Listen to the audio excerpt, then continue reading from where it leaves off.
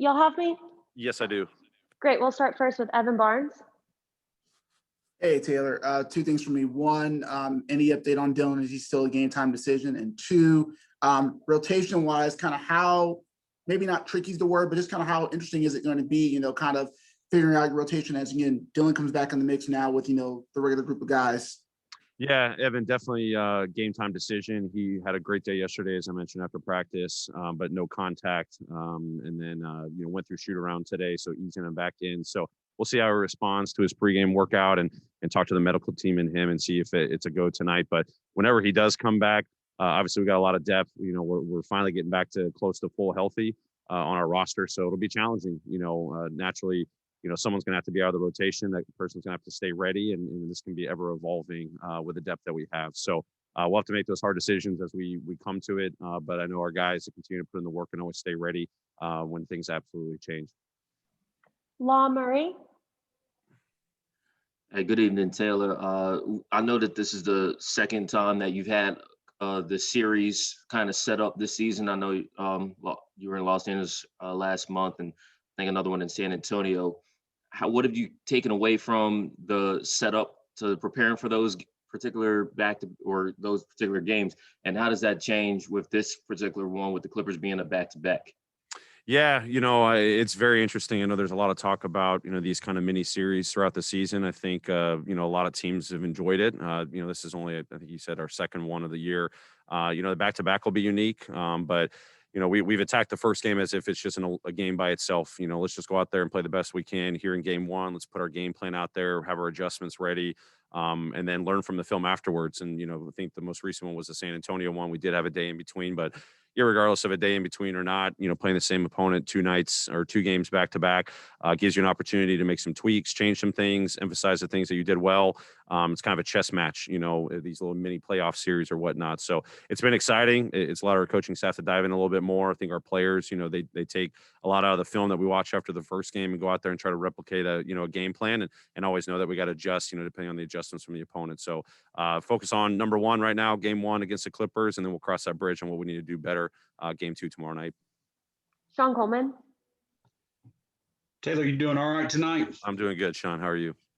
Doing well. Thank you for asking. So obviously the LA Clippers are a very strong team, but it seems like one area of their defense where there may be some opportunity to operate is not necessarily at the rim, but up in the paint. And of course, the strength of the Grizzlies is the floater, using that potentially to your advantage and then setting up, like we talked about yesterday, the corner 3. It seems like that may be an area of opportunity tonight to find a weakness in this otherwise strong LA Clipper team. Yeah, I mean, we've watched their defense and kind of gotten a feel for how they've guarded. This is our first time playing them, so you never know exactly how they're going to guard you in, especially in pick and roll situations. But, more often than not, their bigs have been back, but they've shown the ability to, blitz and get up in red as well and try to get you from getting downhill. But if there are those opportunities, whether it's in our middle pick and rolls or our sideline pick and rolls to get a piece of the paint, and obviously we take a lot of floaters and have been pretty good, in that area. Hopefully we take advantage of it. They definitely have shot blockers back there at the rim, so they don't allow you to get all the way to the rim, but hopefully we can capitalize on some of that, mid-range, paint area, non-restricted paint area, scores. And if we keep great, spacing, they're an opportunistic defense. They got great length, great size. They've got really good shifts. So if we're able to get a piece of that paint, collapse our defense, have great ball movement, and maintain that great spacing I just talked about, hopefully that opens up some corner threes. We've done a really good job this year of getting to the corner threes, keeping that spacing, letting it fly from, the corner threes and shooting at a pretty good rate.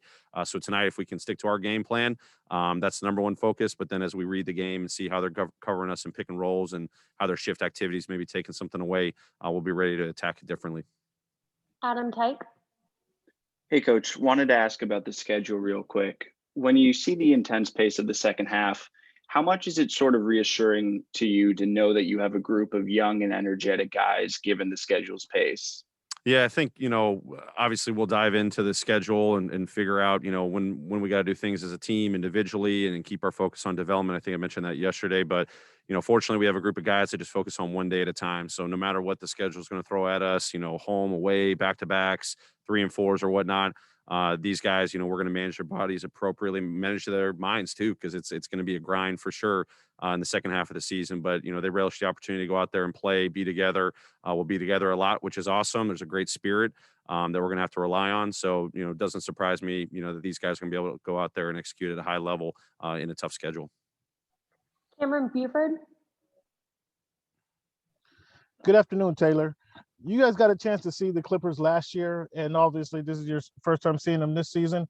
How, in watching the video and preparing for this game, what is the difference you see from the Clippers last year to 2021 Clippers?